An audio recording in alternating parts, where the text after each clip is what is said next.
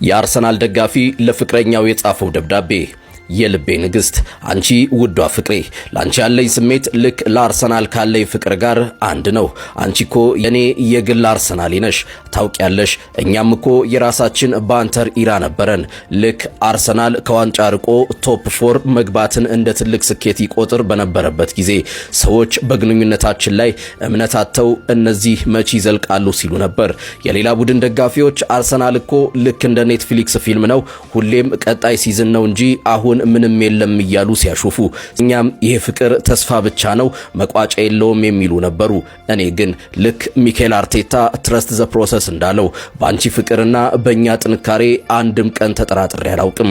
በክለቤ እንደማልደራደረው ሁሉ በአንቺ ፍቅርም ድርድር አላውቅም። የሰዎችን አሉባልታ የትም አልጥለውም። ምክንያቱም እኔ የልቤን አንቺን አግኝቻለሁ። ያሉትን ይበሉ፣ ፍቅሯ ከረታኝ። የወደደ ሟች ነው እኔ መች ከፋኝ። የልቤን ካገኘው ከተሳካልኝ ለሚያልፍ አሉባልታ እኔስ ግድ የለኝ እንዳለው ዘፋኙ። አሁን ግን ፍቅሬ ነገሮች ተቀይረዋል። ያ ሁሉ ትዕግስት ዛሬ ፍሬ አፍርቷል። ልክ አርሰናል ዛሬ ላይ ተጠናክሮ ወጣትና ተስፋ ባላቸው ተጫዋቾች ተሞልቶ ዋንጫ ለመብላት እንደሚያደርገው ትግል እኔም በህይወቴ እየጠነከርኩ ነው። ልክ ክለባችን በቦሊና በአሜሪካ ባለሀብቶች ሳይሆን በራሱ ገቢ እንደሚተዳደረው እኔም በኢኮኖሚ በራሴ እግሬ ቆሜ አንቺን የኔ አድርጌ በክብር የማገባሽ ቀን ቅርብ እንደሆነ ትልቅ ተስፋ አለኝ። ይሄ የአሁኑ የአርሰናል ቡድን እኮ አንቺን ነው የሚገልጽልኝ። እኔም ላንቺ ለመሆን የምፈልገውን ነው።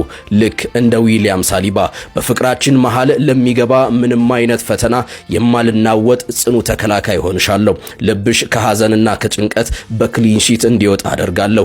ልክ እንደ ዴክላን ራይስ የፍቅርሽ ሜዳ ላይ ሳልደክም ሁሉን ሸፋኝ፣ ሁሌም ከጎንሽ የምገኝልሽ፣ የልብሽን ሸክም የማቀልልሽ 105 ሚሊዮን ፓውንድ ዋጋ ያለው ውድሽ ሆናለሁ። እንደ ቡካዮ ሳካ የኛ ስታር ቦይ ደግሞ ለጋራ የወደፊት ህይወታችን ያለኝ ተስፋና ጉልበት ምንጊዜም ብሩህና የማያልቅ ነው።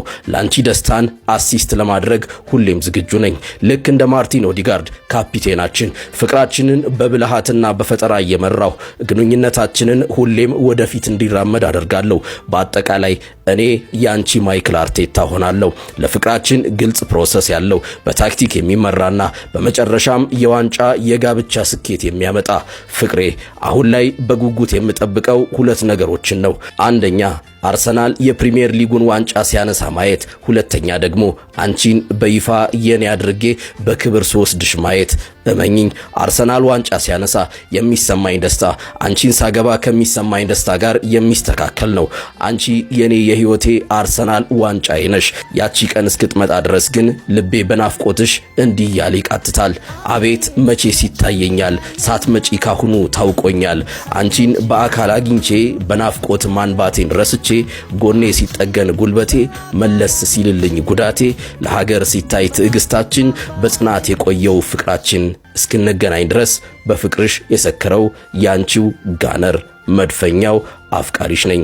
ዋንጫዬ ትናፍቂኛለሽ ፍቅሬ።